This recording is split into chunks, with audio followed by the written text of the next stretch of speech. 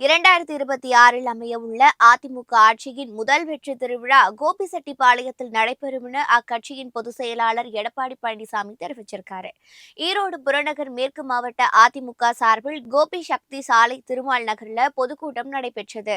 அதிமுக பொதுச் செயலாளர் எடப்பாடி பழனிசாமி தலைமையில் நடைபெற்ற இந்த கூட்டத்தில் அதிமுகவினர் ஆயிரக்கணக்கில் திரண்டு இருந்தாங்க. இதுகுறித்து எடப்பாடி பழனிசாமி வெளியிட்டுள்ள எக்ஸ் தள பதிவில், கோபிச்செட்டிப்பாளையம் சட்டமன்ற தொகுதியை குலுங்கும் அளவிற்கு எழுச்சி பயணம் கூட்டத்திற்கு செல்லும் வழியெங்கும் மக்கள் எழுச்சியுற பெருந்திரளாக வந்து வாஞ்சையோடு வரவேற்றதாக குறிப்பிட்டிருக்காரு. எடப்பாடி பழனிசாமி தனிப்பட்ட ஒருவன் அல்ல, தான் எப்போதும் 2 கோடி அதிமுக தொண்டரில் ஒருவனாகவே இருக்கிறேன் என குறிப்பிட்ட அவர், எத்தனையோ சோதனை கற்களை வெற்றி படிகளாக மாற்றிய இயக்கமான அதிமுக அதே வெற்றி வரலாற்றை மீண்டும் 2026 படைப்போம் என அவர் உறுதிபட தெரிவிச்சிருக்காரு. 2026 மிகப்பெரிய வெற்றியை பெற்று அதிமுக ஆட்சி அமைந்ததும் முதல் வெற்றி திருவிழா கோபிச்செட்டிப்பாளையத்தில் நடைபெறும் என எடப்பாடி பழனிசாமி நம்பிக்கையோடு குறிப்பிட்டிருக்காரு.